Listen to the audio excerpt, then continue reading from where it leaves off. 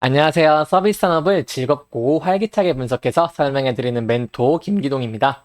오늘 알아볼 SCI 평가 정보 시가총액 1,200억 원대로 어디서 어떻게 정보를 찾아야 할지 막막할 수밖에 없는 기업입니다.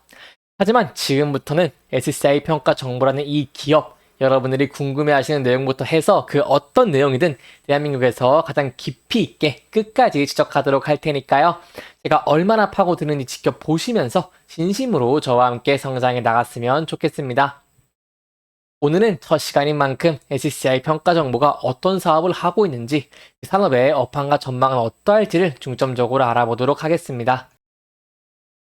SCI 평가 정보는 SCI 평가 정보라는 회사 명에서 엿볼 수 있듯이 개인, 기업 등 신용평가와 관련된 일을 하는 회사로 지금같이 기준금리가 높은 상태를 유지하고 있을 때 사람들이 대출 여력이 점점 한계치에 도달해 갈 때 그 가치를 인정받을 수 있는 업종인데요.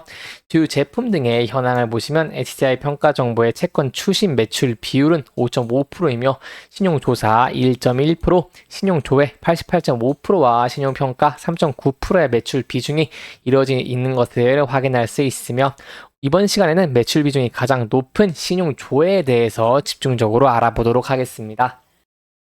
SCI 평가의 조회업에서 하는 주요 사업은 크게 네 가지로 나뉘어지는데요.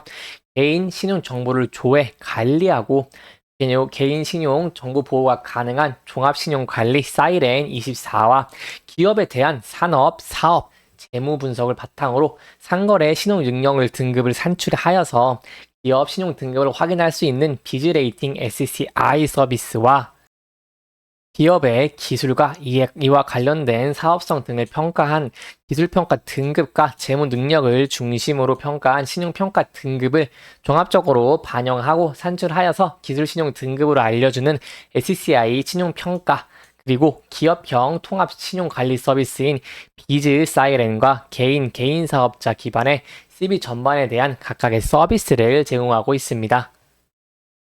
업황 및 전망에 대해서 알아보시면 최근 SCI 평가 정보는 매각에 대해서 큰 이슈를 띠고 있는데요. 매각 이슈는 주가의 최대 호재 중 하나라고 생각하지만 그러나 어느 정도 사전에 시장에 알려지고 예상된 매각 이슈는 추이를 잘 살피고 접근해야 되는데요.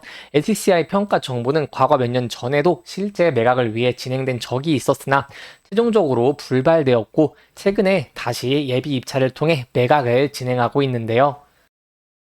SCI 평가정보 매각의 주관사를 맡은 삼성증권이 예비 입찰에 참여한 잠재 매수자 중에서 좋은 조건을 제시한 5곳의 업체를 인수 후보로 선정하였습니다. 이번 매각 대상은 진호홀딩스 컴퍼니와 특수관계인이 보유한 SCI 평가 정보의 경영권 및 보유 지분의 약 57%이고요. 선정된 5곳의 업체는 유수의 금융 경제 데이터 제공 전문 업체와 유사 업종의 자산 평가사, 그리고 대형 투자 전문 금융 회사들이 포함되어 있는 것으로 알려졌습니다.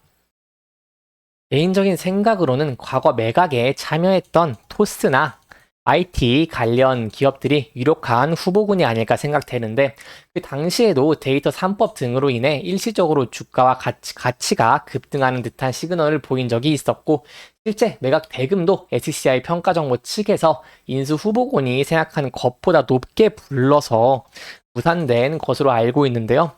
그 과거의 그 경험은 현재의 주가에 분명한 영향을 끼친다고 생각을 하는데 이유는 동일한 이슈의 반복은 이미 주주들과 인수 후보군들에게 적잖은 기대감을 내려놓게 만들기 좋기 때문인데요. 만약 과거에 매각 이슈가 불받는 경험이 없었더라면 지금 주가와는 큰 차이를 보이고 있을 가능성이 있다고 생각하고 있습니다. 현재는 실적이 심각한 적자 수준만 발생하지 않는다면 주가에 크게 영향을 주는 시점은 아니라고 생각을 해볼 수 있으며 SCI 평가 정보의 최대 주주는 이미 매각을 하기로 마음을 먹은 상태이고 과거에 불발 경험이 있기 때문에 같은 상황을 반복하고 싶지는 않을 것인데요. 그렇기에 유력한 인수 후보군인 네이버나 토스, 예상치 못한 거대 기업의 등장으로 인해 인수 금액에 경쟁이 붙어서 실제 가격이 더 높아질 수 있는 여건이 마련되고 큰 기업군의 인수는 방향이라면 시장의 기대치는 큰 폭으로 높아질 것으로 전망해 볼 수 있겠습니다.